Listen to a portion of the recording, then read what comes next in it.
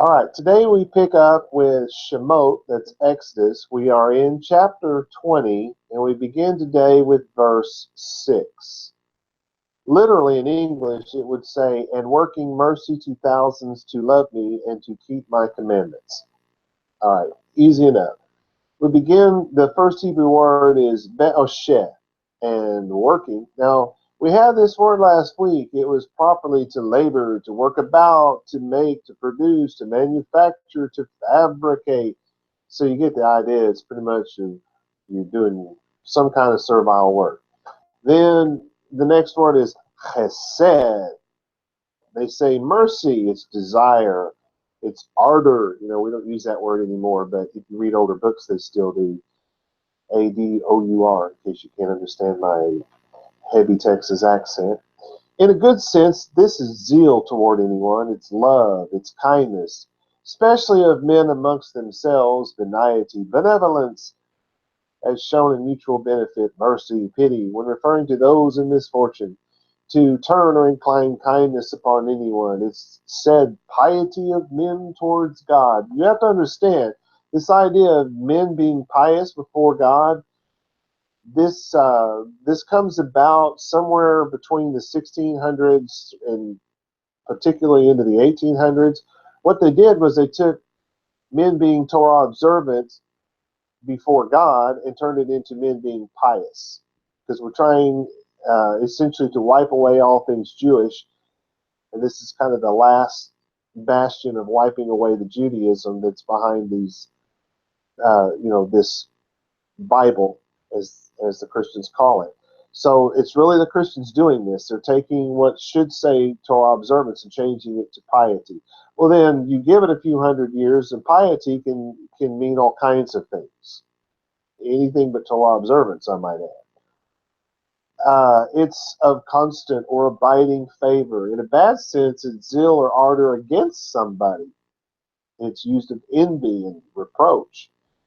But here's the basis of this word, the basic fundamental meaning. It is an eager pursuit of someone stemming from an intense, burning, passionate love and desire for them.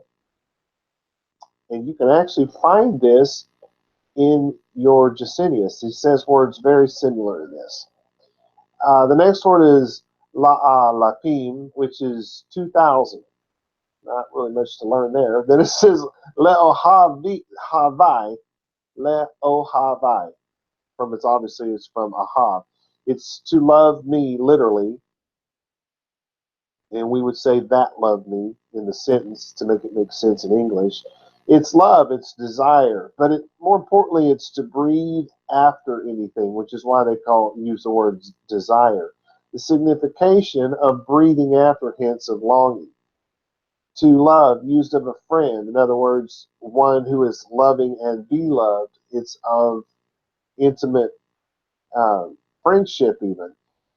To delight in anything, in doing anything. I love to play golf. I love to play tennis, right? So there's some examples. Then that's followed with ule shomrei, and to keep my, literally. So we say, and keep my. So keep, it's to watch, it's to guard. In a narrow sense, it's as a garden, a man tending to his garden. He's first thing he does is he has to plow up the ground and get the rocks and whatnot out of it, and he has to make his little rows, and then he has to plant, and then when the things start coming up, he's got to seed it, he's got to water it, and maybe he'll turn the dirt over around it as time goes on, things like that. So it's of a man tending to a garden, pruning things. Basically, he's taking away the bad so that the good can grow, right? In a wider sense, it's to keep safe, to preserve, often used of God as guarding men. To keep, to reserve, also to preserve. They really kind of already said that. To observe, to attend to anything. Sometimes used in a bad sense, to watch narrowly, to lie in wait for someone, to wait to pounce on them, if you will. It's used to besiege a city, because he pounced on the city. It's to keep, to observe, as in a covenant. Now we're getting down to the nitty gritty. The commandments of God, that's the covenant. The Sabbath, to keep the Sabbath, to seek to do anything to honor, to worship, and you honor God by keeping his commandments. You worship God by keeping his commandments. To abstain from something, thou shalt not. So you abstain from it. And in doing so, you honor and obey your spouse, if you will, right? Because God put it in those terms. He's the husband, we're the bride. Okay, so then the next word is mitzvotai. Mitzvot. It's commandments, a command, a precept. Something I used to do years ago when I was going around the East Coast teaching. It was predominantly the East Coast. Did some teaching in Texas, but mostly it's just going to New York. And when I would go there, I'd get a class in there and I'd say, hey, anyone want to answer this trick question? Of course, every hand in the room goes up, and I say, what's the Hebrew word for law? Well, most of the hands would stay up, and I'd pick somebody, and invariably they would say, Torah! No, I told you it was a trick question. The Hebrew word Torah does not mean law. It means foundation. It means instruction. It's what you build upon. So it's the foundation of the law. The word for law is mitzvot. In this case, it's mitzvotai because it's my commandments, right? Because God's calling them his commandments. They're commands, they're precepts, especially used as the precepts of God, of a human teacher, because he's going to have rules, right? I have a rule. The first rule is a rabbi's always right. The second rule is if the rabbi's wrong, refer to rule number one, right? I have rules. The idea of prohibition is found, thou shalt not, right? Any of the commandments of Yahweh which ought not to be done, thou shalt not. Things that are prohibited rather, by his precepts. So the translation is we're Shemot 20 and 6. And working mercy to the thousands who love me and keep my 613 commandments. Why did I say that? Well, because this is the distinction that's being made. Christians like to say they live by the 10 commandments. And Jews have kind of conceded for several thousand years now that there are people who can live by the Noahide laws and they can be considered the righteous among the people.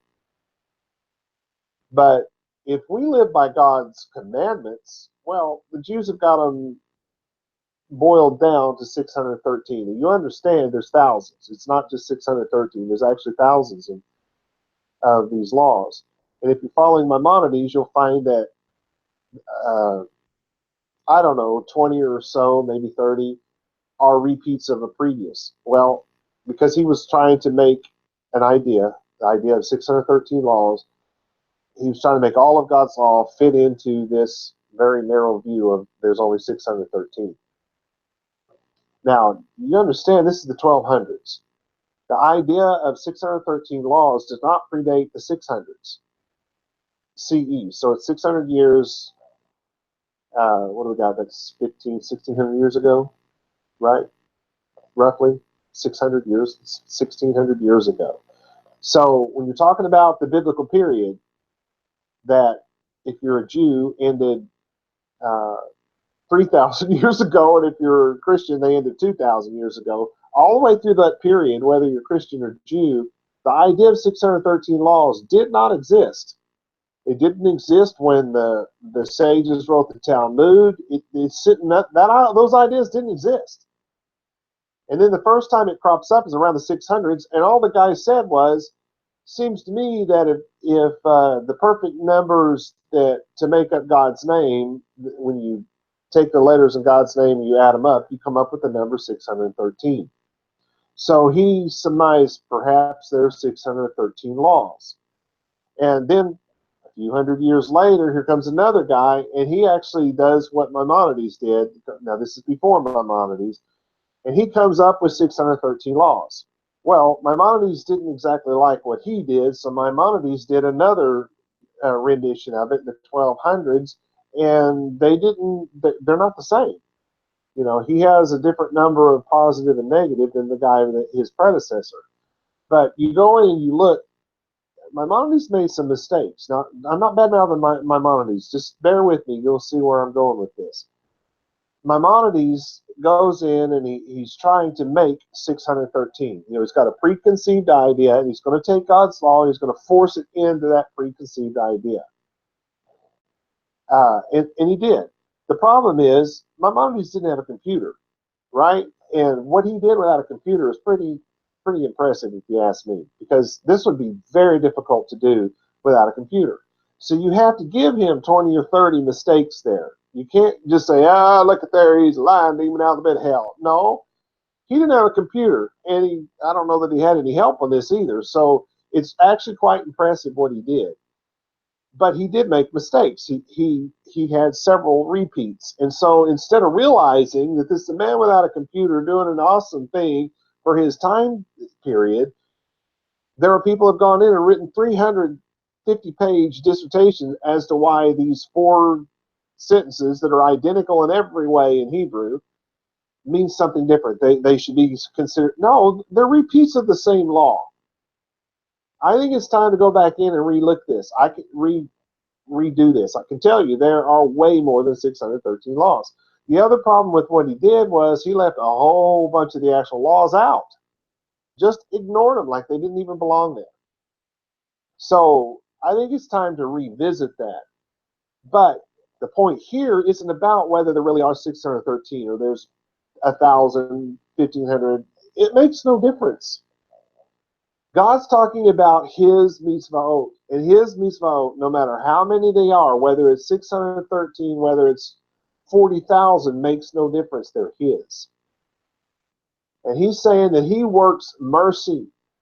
He breathes after, longs for, desires. He has an eager pursuit of those of us, stemming from his passionate desire for us, for those of us who will live by his commandments, regardless of how many they are. We're not going to boil them down to 10. We're not going to make them 613. We're just going to obey them, regardless of what they turn out to be. But for those of you saying, I don't know what to do but the 10 Commandments. Okay, well, stop and think about this. Commandments. The word was devarim. It was not mitzvahot. So there are no 10 Commandments. I know the English text says it. These, the 10 Commandments. No, it's these, the 10 devarim, the 10 words. And remember, from last week, the 10 words, we need to really think of those as 10 categories. And under those 10 categories, maybe what the mistake was, and this is just a theory, but I think it might turn out to be true, maybe there were 613 perhaps categories, and then down from there you get the subcategories. Because if your law is do not commit murder, now you're going to have subcategories pertaining to what murder is and what it isn't. You're going to have what do you call that? Manslaughter. You're going to have voluntary manslaughter. You're going to have premeditated, and murder is the premeditated, but you have the other kind, like you murder somebody, but it was a crime of passion. All of those things would come up under that category. So there may well be 600. It starts with the 10 categories, if you will. Maybe it drops down to the 613, and from there you've got a bunch more subcategories or sub issues pertaining to the category. You follow what I'm saying? It'd be interesting to see someone go through and maybe redo that and set that up, and let's quit trying to make something right that isn't right. All right. So let's look at the to the thousands. Remember, working mercy to the thousands. Even Ezra said that it was an idiomatic phrase, which meant for all time. I think he's right. Then it says, and keep my 613, my commandments. Those who love God keep his commandments. Because isn't God the one that said, if you love me, you'll do what? You'll live by the 10 commandments? No. If you love me, you'll live by the Noahide laws? No. He said, if you love me, you'll only live by 613 and all the rest go away? No. He said, if you love me, you'll keep my mitzvahot. And by the way, for the Christians, it says that in the New Testament too. All right, so let's look at category number 3, what we call our word number 3. This comes in the next verse, Shemot or Exodus chapter 20, verse 7. Now, literally it says, not shall lift up authority. Yahweh God's you too vain, for not he excuse Yahweh, which he lift up authority he too vain. Now, there's no way for you to understand that, right? So let's go through it and see if we can make sense of it. So it starts off with the word lo. It means no or not. It is the negative article. So what are we going to connect that to? The next word. Tisa, lift up. To lift up is to take up, to lift up, to express the idea of raising up, of bearing, of taking. So you can, it's of bearing a child in the arms, raising a basketball above your head. You know, it's the raising up, the bearing up. You pick something from the ground and you lift it up. It's taking it up. To lift up the hand and swearing. Now, this is different. It's like, I swear to tell the truth, the whole truth, nothing but the truth, right?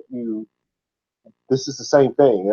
To lift up the hand and swearing. To lift it up in violence. Wham, right? Boom, boom, boom. I'm lifting up my hands in violence. Well, ish. To beckon, because I'm lifting up my hand to beckon. To lift up one's head. Uh, that's to go from being sad to being happy, is to lift up your head. All right. Of one who is cheerful and merry. Yeah, there you go. Of one who increases in wealth. You become lifted up. You become mighty. To lift up the head of anyone from prison is to cause him to go out of the prison, which in the day, Bible day, it was underground. I mean, they would take a dried up cistern or a dried up well, and you realize they didn't drill this out with a perfectly round 8-inch drill bit on an 18-inch auger on a machine, right? So it's not, as it goes down, it narrows. And when very early on in Bible days, when they took you and put you in that, they held your hands and dropped you in feet first, right? And so as you went down, it narrowed, and eventually, your first thing that's really going to catch is your hips. And as your weight forces you down, then it's gonna push into your ribs. And the more you wiggle around, the more it's going to push into your ribs and your hips. And the worst part is your ribs, because that's going to make it harder to breathe. But they don't. You can't say, "Can I get out for about 10 minutes? Need to go to the restroom."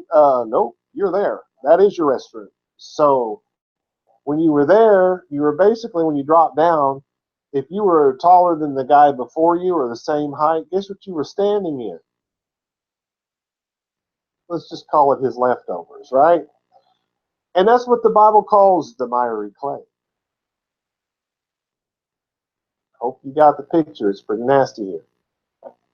So to lift one up from prison was to reach down and grab his hands and pull him out. And if he'd been in there a while, or he was a squirmer, because maybe this is the first time he's ever been in there, maybe it was just awful and he thought he could crawl his way out. Because when they put you in there, they put a big old stone over the top of it. You were in complete darkness. And if you had somebody who cared about you enough, they would come, move the stone, drop some food and water down there. And, the only way you're going to drink that water is just to cock your head back, lift up your head, if you will, open up your mouth wide and let them pour something in it. And hopefully that won't make you choke too bad. And the only way you're going to get food is they drop the same way. They got to drop it down into your mouth. And, maybe you got to get it off your shoulders if it moves over to the side. But, if you're doing that, you're going to be fighting the rats that are down there. Yeah, rats. Because they're going to burrow their way down there, because there's something, the light's all over the place. And they're going to be there. And then they're going to, toss that rock back on. So when you've done your time, or someone's paid the price, say you owed somebody 20 cents, you get tossed in there, because there's a lot of money back there. I'm just saying. And then somebody else comes and pays off your debt, so now you get out. They had to reach down and grab you by the hands and pull you up out of the ground. So they're using that as an explanation here, to pull you out, to bring you up out of a prison. To lift up one's own countenance, use of a person of conscious rectitude, cheerful, full of confidence. He has it's basically saying pride. To lift up the eyes with the verbosity, which in such cases is used in Hebrew to lift the feet. If you lift your feet, you're walking. To lift the voice, if you lift your voice, you're speaking. To lift the eyes, that's to see. Lift up your eyes. Why? So you can see. To lift up the voice in joy or sorrow, it can be either way. To lift up, to take up anything with a voice as a song. You take up you lift up your voice. What? To sing. What? To talk. What? To yell. I mean, it could be any of those things. To lift up your soul is to be wishful or desirous of something. It may even incite you to action. To lift up in a balance, in a weight, right? Because you put something on here and it goes whoop. So these are some examples that they give. To carry, to bear, to carry, and here they say as an infant in the arms. To endure, to suffer, is to bear something. Hopefully you're getting all the ideas of so many uses here. But I think the best way to look at it comes from Bereshit, or Genesis, as most people know it, chapter 7, verse 17, where it says, the waters increased, and Asa, they bore up the ark. Because the water is actually what lifted the ark off the ground, right? All right, I think you get the point. Then the next word is et. That's just, you might as well I always just draw an arrow because it just points to something. What does it point to? Shem. Interesting word. They usually translate it in English as name, in anyone's name. His name was Robert. His name was Joe. That's what we think of in our world. But when you use as somebody's name in the biblical world, it was their authority. So they use it of a celebrated name. So if it's somebody who's famous, they say he has made a name for himself. We still say that to this day. It comes from this idea. It comes from the Bible. To make for himself a name, to acquire fame for himself. A good name, a good reputation, right? Fame after death is memory. If we remember someone, like most people my age remember John F. Kennedy, right? And if you were alive when he was killed, you remember exactly where you were. There's been several moments in our lives like that. I can tell you exactly where I was and what I was doing the day Elvis died. And half of you saying, "Who's Elvis?" That's the fame of memory. So in the phrases to destroy, to blot out the name of any person, it's so to blot out a people or a city, like the Romans when they went through conquering all the land, they blotted out the city, right? And to blot it out is even that the name and memory may perish from posterity. A celebrated name, of course, they use that of God, the estimation of men concerning God for his name's sake. You've heard that, for God, for his name's sake. It's a biblical term, the English version of a biblical term. As his name would lead one to expect, hence the glory of God. So if you expect that God is all powerful and he created everything, that's his name's sake. This is what we've come to expect and believe about God. Yahweh is, let's see, his namesake, blah, blah, hence the glory of God. Yahweh is being called on and praised by men to call on the name of Yahweh, the deity, as being present with mortals. Here's a note.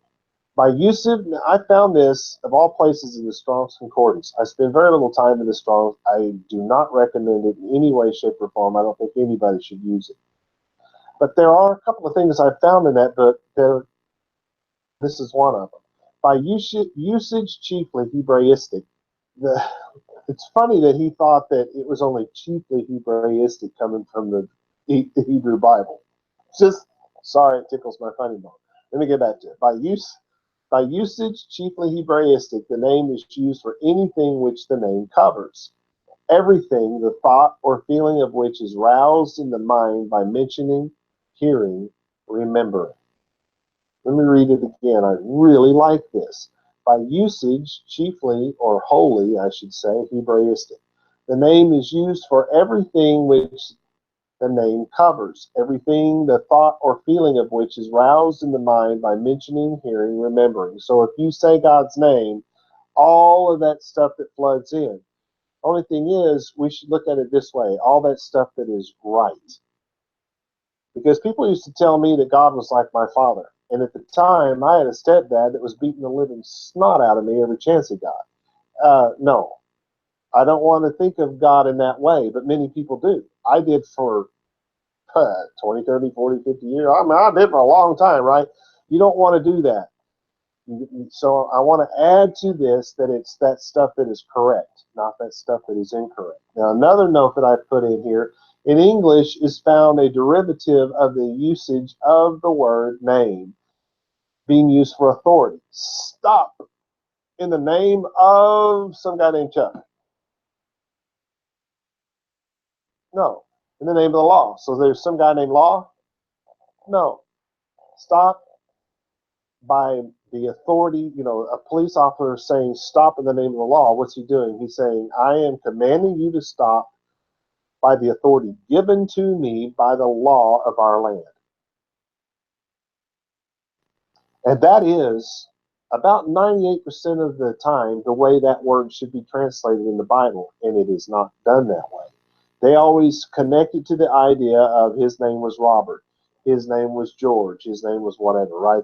They make that connection, and that connection is almost never intended. Even when it says his name was Yehoshua, he was the son of Nun. That's not what we're supposed to connect it to. We're supposed to connect it to the man Yehoshua, the servant of Moshe, who eventually was the leader of the people. Those are the things that are everything about that man is what's supposed to come up. We're not supposed to think of him as, well, his name was Yehoshua, because his name may have been George. That's not what they meant in Hebrew. They weren't talking about that's the name they actually called him. Now, it's not that they couldn't have called him that, but it's actually not very likely in most cases in your Bible. Think about it. How did anybody know that Moshe was going to be drawn out of the water? How did anyone know that Yehoshua was going to be the one who saved his people? How did anyone, and I can go on and on and on all day. How did anyone know that Job was going to be the man who was persecuted?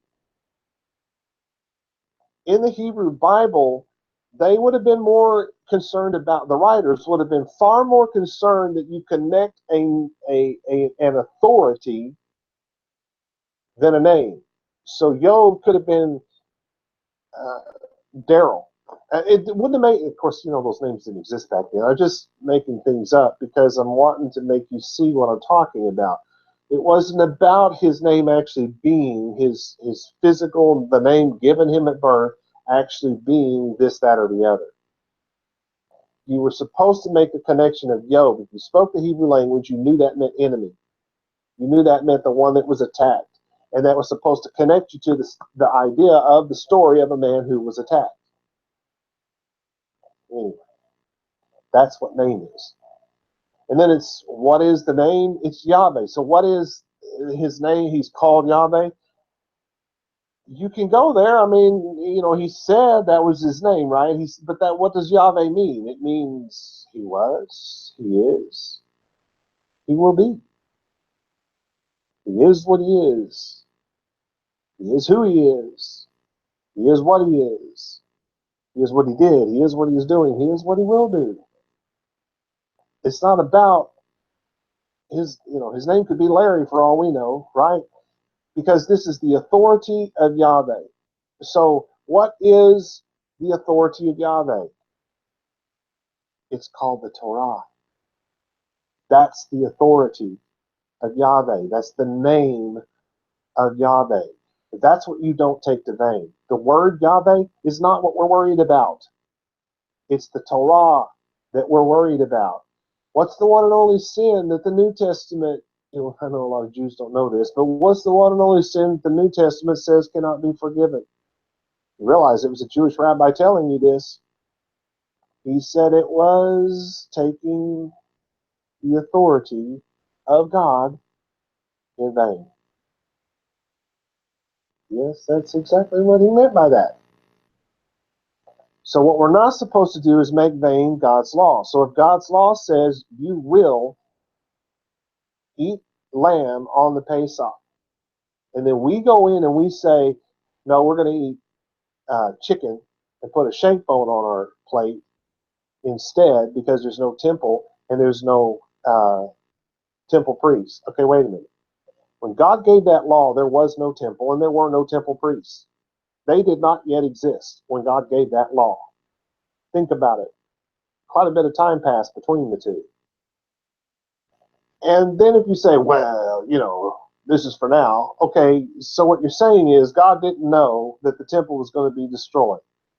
It got destroyed and God slapped himself on the head and said, what? Oh, I did not see that coming. Come on, people.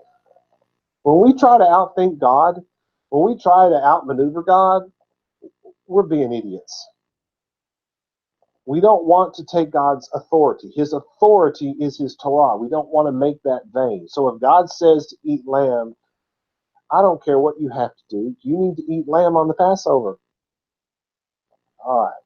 Then it says Eloheha, your God. And this is important because if you read the instructions that are given on Pesach, it tells you that there's a bunch of people who are not allowed to eat the Pesach, does it not? Yes, it does. So it's got to be Yahweh, your God, not their God. He's not their God. Why? Well, they're not circumcised. They shave their face. They don't wear fringe. These are all clues because if he's your God, you're living according to his commandments, and those are his commandments. His commandments. They're not for us to play with. Anyway, so it's Eloheha, our God. And we remember that was the word that had the root Allah, which is where remember me telling you about it? It's a fat butt, because that was actually a compliment way back when. Because if you had a fat butt, man, you were rich and powerful. And so when the Muslims did that, that was still a thing back then, and they wanted to for their God to be seen as the ultimate. He's richer and more powerful, than everybody else, right? And so they gave him that name. Now they want to shy from it because the Western world has come in and stolen that from them. And I think it's wrong. I think that they should embrace it because it's because of what it meant, not because of what it's been turned into. Don't let people steal from you like that. We won't let people steal from us. I'm just saying. You ought to stand up to it. All right, so he's a mighty hero and all that kind of thing. Then it says lashav, to vain. Ooh, seems like we have this. I've been talking about this word. And vanity is evil, by the way. It is wickedness. It's iniquity, which is committed of a wicked man or men. Calamity, destruction, which anyone suffers. Falsehood, a lie, emptiness, nothingness of anything which disappoints the hope reposed upon it.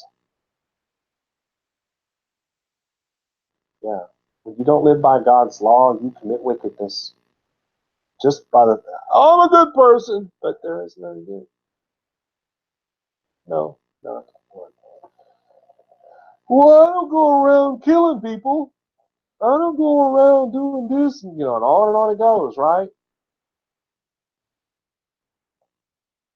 Let me explain something that the Western world has long lost. Even the Jewish world has long lost this concept. I wrote it down on that piece of paper there. I just went blank. Do you know what I'm talking about?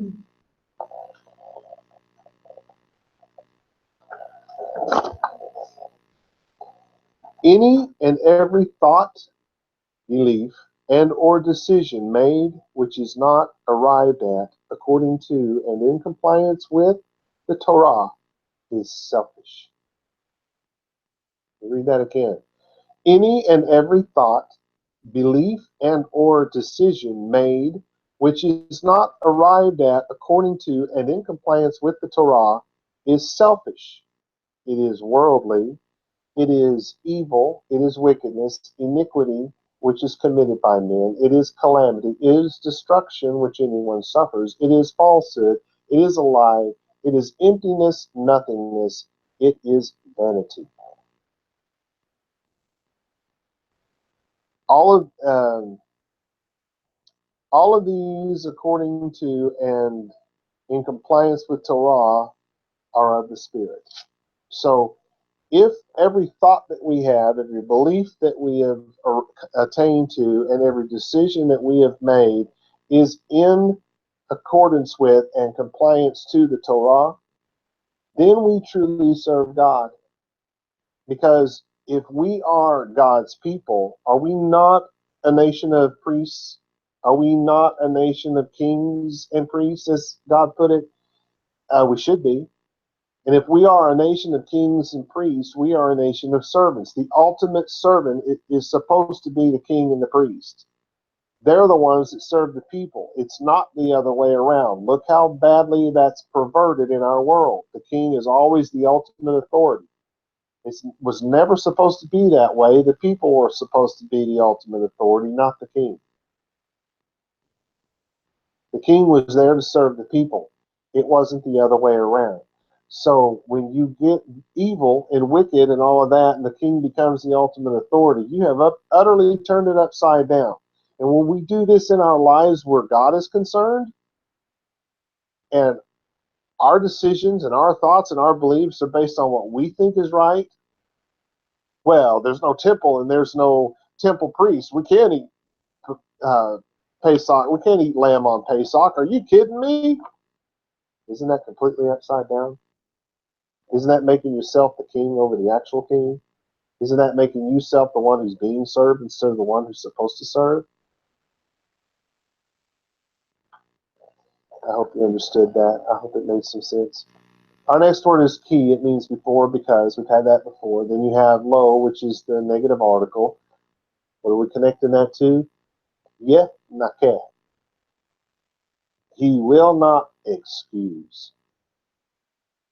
The word is to be pure, to sprinkle water of purifying, properly to purify, to purge, to offer a libation, to sacrifice, right? God will not excuse. He will not make you pure.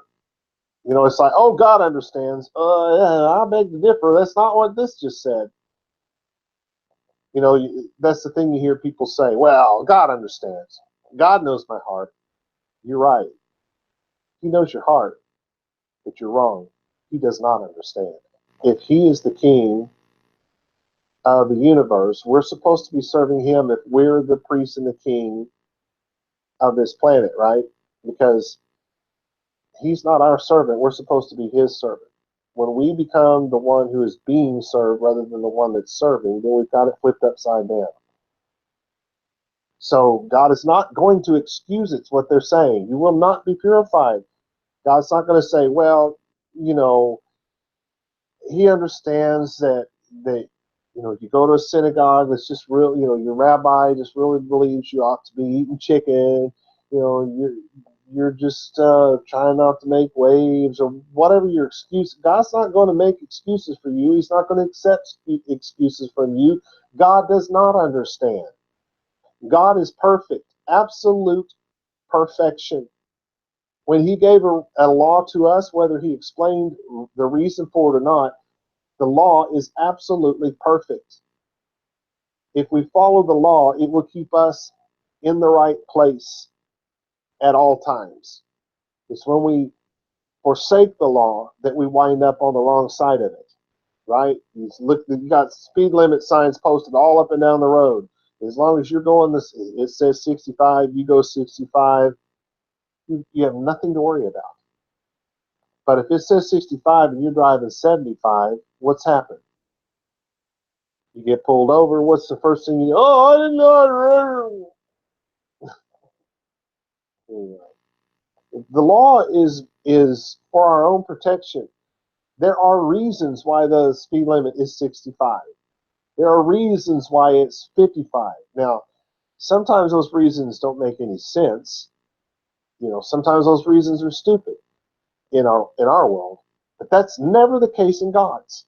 It is never wrong to do what God said, and it is always wrong to do what he told you not to do. God is absolute perfection, and he loved us and desired us enough that he gave us a set of rules and instructions that will get us through this world to the very best of human ability. It doesn't mean that we're not going to be treated unfairly. It doesn't mean that we're never going to be sick. It doesn't mean that we're never going to physically die. It doesn't mean that our house isn't going to be hit by lightning and burned down, or hit by a tornado and destroyed, or flooded out. It doesn't mean any of those things. But if we follow after God in all things, we will always know where we stand with God. And that's the one thing that's missing from this world, missing from people who basically develop a God that serves them, is that they don't truly ever know where they stand with the real God. Anyway, so it says Yahweh, the name, it uses the actual name of God. He will not excuse it. And then it says et, which is the pointer, asher, W-H-I-C-H or T-H-A-T, which or that is what it means. Then we have Yisah. That's that lifted up word. He will not lift it up. It has another pointer that it says Shemo. There's your word for authority again. Remember that? This one pretty quick, I think. Lashav. That's the evilness and the wickedness and the calamity. That's the vanity. So let's put this all together. Word Shemot, or Exodus chapter 20, verse 7. You shall not lift up the authority of Yahweh, your God, to vanity. You will not make God's Torah vain. For Yahweh will not excuse those who lift up his authority to vain. If you don't live according to God's law, he will not excuse it. You shall not lift up the Torah of Yahweh, your God, in vanity. Or you shall not take the Torah in vain. It doesn't mean you don't say cuss words. You don't say Yahweh's name and add cuss words to it before or after. It's not that you don't take the word Torah and add cuss words to that's not taking it to vanity. Taking it to vanity is to disobey it. You don't disobey God's authority. He will not excuse those who do so. Now, before I go any further, and everyone's saying, oh, no, we're all going to hell. Look, God wrote the Torah, and the Torah tells you what to do. You're supposed to do this, you didn't, then what's the next thing it does? Well, that's why you have so many instructions. It tells you what to do to get back on the path. Generally, it's just get back on the path. You're supposed to wear the fringe, you got up today, you walked outside, you spent the whole day doing this, that, or the other, came back home and saw your fringe sitting on the dresser. Oops! That's actually a sin, not wearing your fringe. What do you do to fix that? Oh, you got to send Robert Allen a check for $250,000. Give him the title to your house. No, it's okay. I got to go get a chicken and cut it up and cook it over a deal and let God eat it. Oh, good God Almighty! No. What do you do when you make that particular mistake? You put it on tomorrow. You get back on the path. What do you do when you've stolen, you steal someone's Rolex watch? Now, do you just not steal tomorrow? No, because the Torah tells us, let's say the Rolex is worth $50 because it turned out it wasn't real. I'm saying, what you have to do according to the Torah is pay back the price of the watch plus 5%. It's intended to keep you from, because $50 plus 5% doesn't seem like a whole lot, but let's say that Rolex. Let's say that Rolex had been worth $30,000. I actually knew a guy that had a $30,000 Rolex, and that was that was 35 years ago. No telling what that thing's worth now. But if you stole that, you had to pay that back plus 5%. Pretty significant. Plus, if the law of the land says you have to go to jail for 10 years, you have to do that too.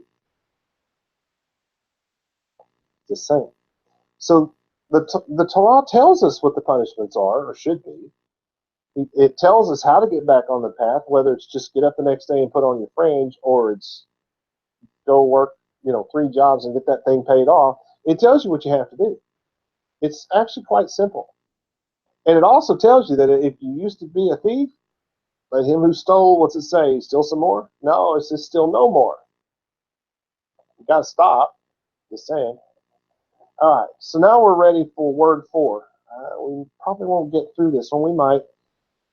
Word 4, Devarim, number 4, the 4th category.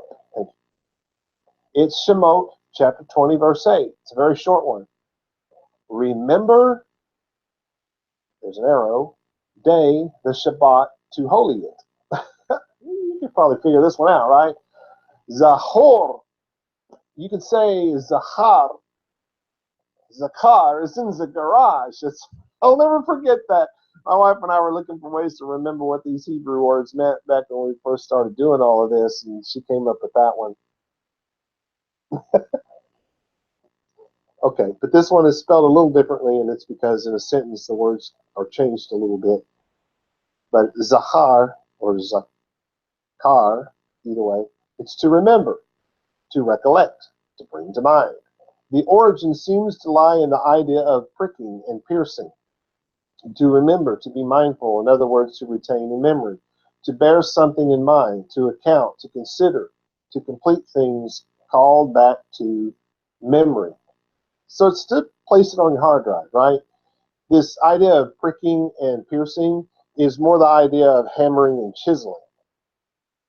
You got to go back to the days of when they, if you're going to write something down as a memorial, as something you can remember, what'd you do? You chiseled words in stone, or you wrote them on lambskin. This is the base idea of this word, is to remember. So don't forget it. This is et, which is your pointer, yom. That means day, the day. The primary signification appears to be that of the heat of the day, a period of time. In the day when I took them by the hand. That comes from Yirmiyahu, Jeremiah 31:32. God said, in the day when I took them by the hand. And he was talking about a 40-year period of time. Day in Hebrew is a period of time. Can it be a 24-hour day? Sure it can. That's a period of time, isn't it? But in that moment that the light bulb went off and I finally understood this or that, that's a day. So a day can be just an instant, right?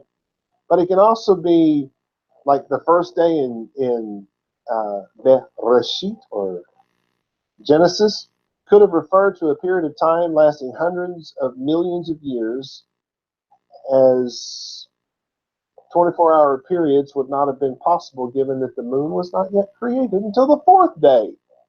You can't have a 24-hour period without a sun and a moon, just saying. And we didn't have that in the first 4 days. So those periods of times could have been hundreds of Brazilians or get you magillions of years, right? It's a period of time, and there's no limit to how short that time can be or how long that time can be. It's just a period. So the 40 years that they were in the wilderness was the day when God took them by the hand in the wilderness.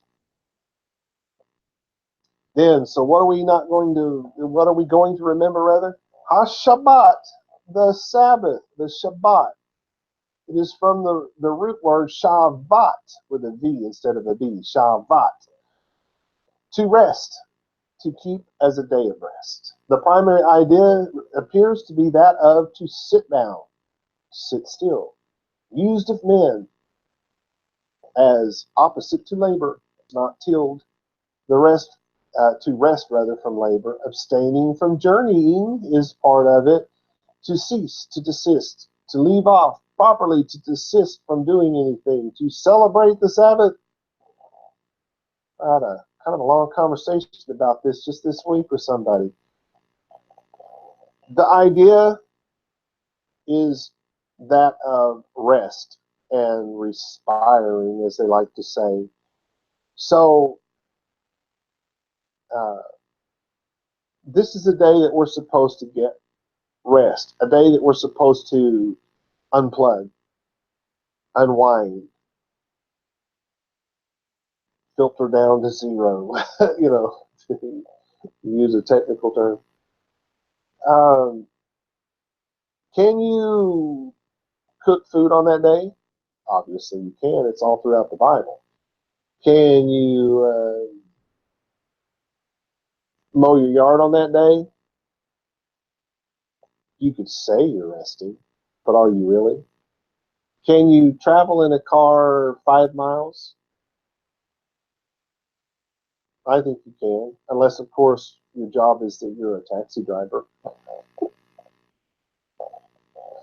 When you start getting into the situations where it's crossing over into the work that you do, because the law is that you're supposed to give up your servile work, not somebody else's servile work. So, particularly, okay. Oh, so since I'm a accountant, I can go farm the land on Saturday. No, because you've forgotten the part about respiring. You've forgotten the part about resting. And there's nothing restful about work, that kind of work. Can you pluck the flowers, pick some weeds and do some gardening on Saturday? I know my wife and I like to do that to wind down, and it's very relaxing and all that. Well, you got two problems. One, if you're a gardener for a living, certainly no, because that's your servile work. But the other thing is, for most men, now I don't know about women. I know it's going to hold true men and women, but I can't speak for women. But I can say that for most men, uh, we go outside and let's say we're just kind of picking weeds and doing a little here and doing. Next thing you know, we've just spent the last 8 hours working our can off. We walk in and we're sweating from head to toe and exhausted. That's a big no-no. It's better that we don't do anything. I mean, it's one thing to hop in the car and drive 5 miles down the road and go to like we're going to an art show because a friend of ours is displaying his art and stuff there today. It's right down. Well, it may not be 5 miles, but we're going into town, which is not very far from where we live, and going to what's that? We want to encourage him, support him. That's the word I was actually looking for. We want to support somebody who's been, that's a good friend.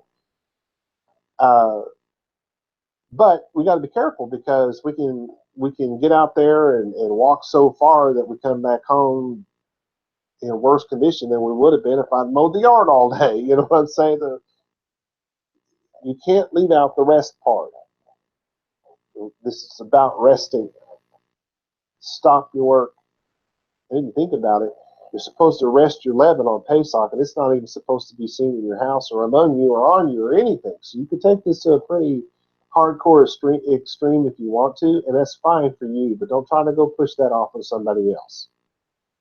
That's not your place. Then our next word is le kadesho, is how it's spelled out. So it's kodesh is your root word here. To holy it, to make it holy. Remember the Sabbath, to make it holy. So here we're going to get maybe something clearer. To be pure, to clean, to be clean. Use of physical purity and cleanliness. So the Sabbath, for several reasons, you should really make sure you take a bath and have fresh, clean clothes on when you go to celebrate your Sabbath. You should not be getting up in the nasty, dirty pajamas you had on last night. You're not keeping this holy if you're doing that. You're marginalizing God, basically. Getting out of bed, hair sticking straight up, and you're still in your PJs with your little footies on them. What are those onesie things? No, don't do that. Don't marginalize God that way. This is a special day. This is a day of purity. So I always clean the place on Friday to make sure that it's fresh for Saturday morning. And then I, shower and my clothes are fresh. When I do that, because it's all part of the being pure and the holy. And you got to keep it sacred. This isn't, I don't know. I can't think of an example. Maybe I'll think of one in a minute. Use of a man who devotes himself to any god, because this is generic. The information given to you in the lexicons are always going to be generic. Devotes himself to any god. In our case, it's Yahweh God, and therefore accounts himself more holy than the common people. Let's not go there. We are not more holy than the common people. We just are who we are. Use of things destined for holy worship, or which were consecrated by touching holy things, or which were devoted to the sacred treasury. Now, I like to stop here and think about this. Use the things destined for holy worship. Is that not us? So if you think about it, when you're in the temple, they were very careful to keep all of the implements in the temple very clean. They washed them, kept them clean, and all that kind of stuff. And we're basically utensil in the temple, right? We are the temple if we believe some scriptures that say, don't you know your body is the temple of God? I mean, we should think of it that way too. We should be consecrated. We have to think of ourselves as set aside for God. We belong to Him. We belong to His service. It's not the other way around. This word is NPL, so here's some other things about it too. Regard anyone as holy, as in regarding God as holy. To declare holy, use of God, it's the Shabbat, it's declared holy. God declared it holy. The people were declared holy if they live according to His Torah. Also, the institute of anything sacred, even fasting is considered a part of being holy. Feasting, celebrating God's feasts because the feasts are holy. Meeting on the general assemblies because that's holy. It's something set apart specifically for the worship of our God. To consecrate a priest, to consecrate the altar, the temple, the people. It's used of a new building because you consecrate it when you first get it built, or you should if you're one of us, by separating it from profane things. A new building, a mountain, by separating it from profane things. Hence, to inaugurate with holy rites as a sacrifice. It's a little weird, but okay. So here's a translation of Shemot, chapter 20, verse 8. Remember to keep the Shabbat holy. Now, to keep it holy, even Ezra said that we had to elevate this day above all others to keep it holy. And I think that most of us do that. We are really looking forward to Saturday. You know how the world is looking forward to Friday night. We're looking forward. Well, you can say that about us because that's when the Sabbath starts, right? I kind of think of it more as Saturday is my favorite day. In his book, A Commentary on the Book of Exodus, Cassuto explains the name Sabbatu.